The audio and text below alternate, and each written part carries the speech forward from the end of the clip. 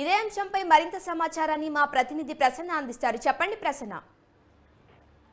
శిరీష, ఇవాళ సాయంత్రం మాజీ మంత్రి గొల్లపల్లి సూర్యారావు సీఎం జగన్ తో సమావేశమయ్యే అవకాశం కనిపిస్తుంది. యాక్చువల్ గా గొల్లపల్లి సూర్యారావు టీడీపీలో కొనసాగుతున్నారు. టీడీపీలో లాంగ్ సర్వీస్ కూడా చేశారు. అయితే ప్రస్తుతం ఆయన రాజోల టికెట్ అడిగారు కానీ టికెట్ ఇచ్చే పరిస్థితి లేదు. అది జనసేన కేటాయిస్తారో వేరే మార్పులు చేస్తారో అనేది చూడాలి. దీంతో ఆయన కొంత అసంతృప్తికి లోనారు. నిన్న వైసీపీ నేతలు మిథున్ రెడ్డి, కేసీఆర్ నాని కూడా గొల్లపల్లి సూర్యారావుతో సమావేశమయ్యారు. వైసీపీకి రమ్మని గౌరవప్రదంగా చూసుకుంటామని టికెట్ కి సంబంధించి కూడా హామీ ఇచ్చినట్టుగా తెలుస్తుంది. మరి గొల్లపల్లి సూర్యారావును ఎక్కడ అకామిడేట్ చేస్తారు ఏంటి, ఆయన సర్వీస్ వైసీపీ ఏ రకంగా వాడుకుంటుంది అనేది మనం చూడాల్సింది. ఎందుకంటే మార్పులు చేర్పుల్లో భాగంగా చాలా మంది నేతలు జనసేన టీడీపీ నుంచి కొంత అసంతృప్తి ఎక్కువైంది. లిస్టు బయటకు వచ్చిన దగ్గర నుంచి వైసీపీలో మొదట లిస్ట్ వచ్చింది. అయితే కొన్ని సర్దుబాట్లు జరిగిన తర్వాత కామకపోయింది కానీ ఇప్పుడు టీడీపీ జనసేనలో కొనసాగుతూ ఉంది.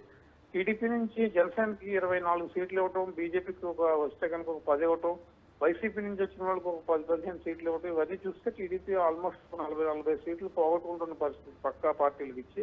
దీంతో అసంతృప్తి ఎక్కువై వాళ్ళు కూడా వైసీపీ వైపు చూస్తూ ఉన్నారు. మరి గొల్లపల్లి సూర్యారావు బాటలో ఇంకా ఎంతమంది ఉంటారు ఏంటి అనేది కూడా ఈ రోజు సాయంత్రం గొల్లపల్లి సూర్యారావు మాత్రం సీఎం జగన్ తో భేటీ అయ్యే అవకాశాలు కనిపిస్తూ ఉన్నాయి. శిరీష. ఓకే ప్రసన్న, ఈ చేరికలకు సంబంధించి టీడీపీ నేతలు ఎలా స్పందిస్తున్నారు?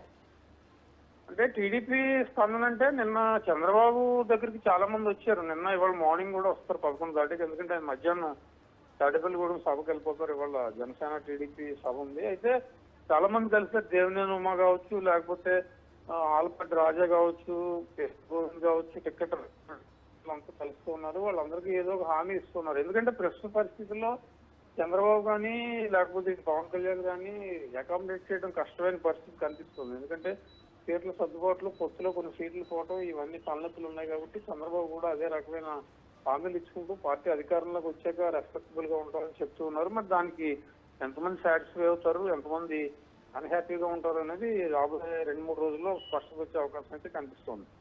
Okay Prasanna, thank you.